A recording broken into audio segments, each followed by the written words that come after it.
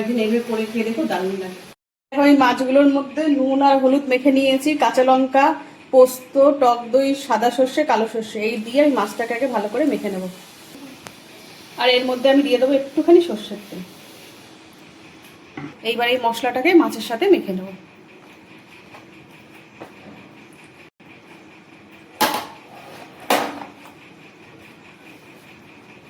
আর দেখো আমি এটা পুঁই পাতা নিয়েছি, পুঁই পাতার মধ্যে মাছগুলো দেব। একটা পাতাতে হবে না, তো আর একটা পাতা দিয়ে আমি ভাঁজ করে এটা বেঁধে নেব। এবার মাছগুলো একটা চাটুতে সর্ষের তেল দিয়ে আমি এপাশ ওপাশ করে আস্তে আস্তে ভেজে নেব। দেখো আমার পুঁই পাতা দিয়ে কাতলা মাছ ভাজা পুরো কমপ্লিট। তোমরা একদিন এরকম পুঁই শাকের পাতা দিয়ে কাতলা মাছগুলোকে ভেজে দেখো, দারুণ লাগে।